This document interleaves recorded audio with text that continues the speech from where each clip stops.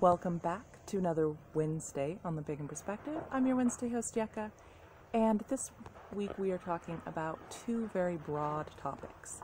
The first is animal spirits, totems, guardians, etc. And the second is mythical creatures. And for some folks, the latter can be part of the first. So I don't have the topics directly in front of me, but if you're interested in reading them as they came in, they're in the description below, so you can go ahead and read those. So the first one asks about our experiences and thoughts on animal spirits as fits to our path and our culture. So I don't come from a cultural background or a path background that really uses totems or animal spirits or anything like that. The closest thing I can think of is that in my family growing up, each of us had a sort of favorite animal that was sort of associated with the other person. So, if we were getting gifts or things like that, we would look for ones that had that particular animal. And interestingly, they all were sort of most of them were from the same family of creatures, which were cats.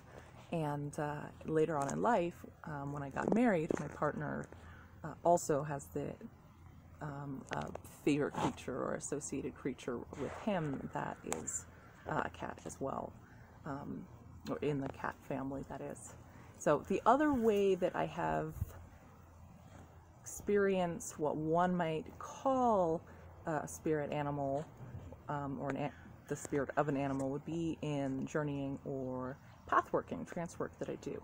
However, my interpretation on that is that what I encounter in those experiences are manifestations of myself based on my relationship to the symbology of those beings.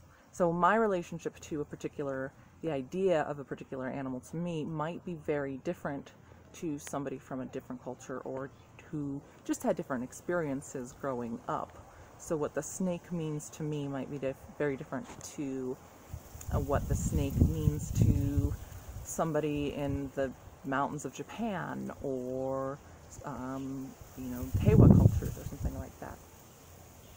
When it comes to mythical creatures, the topic was just, hey, mythical creatures. I think they're pretty fascinating.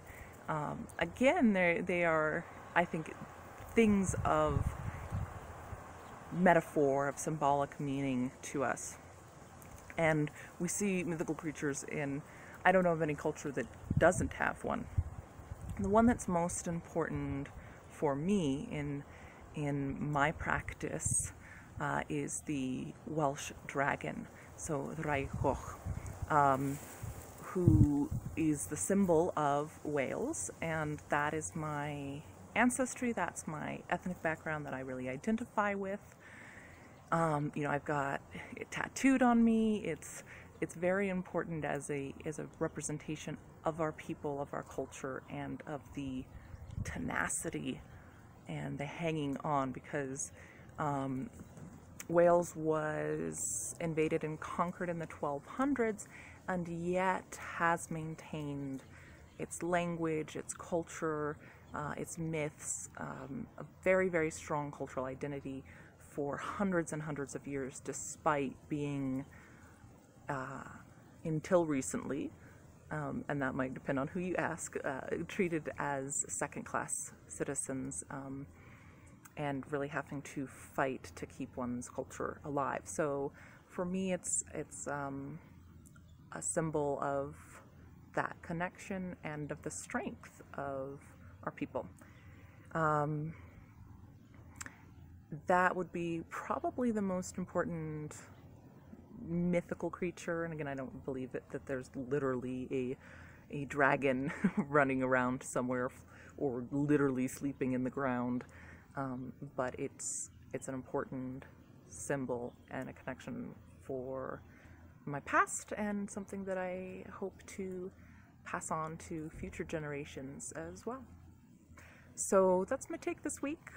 Would always love to hear your folks' interpretation, and until next week, take care.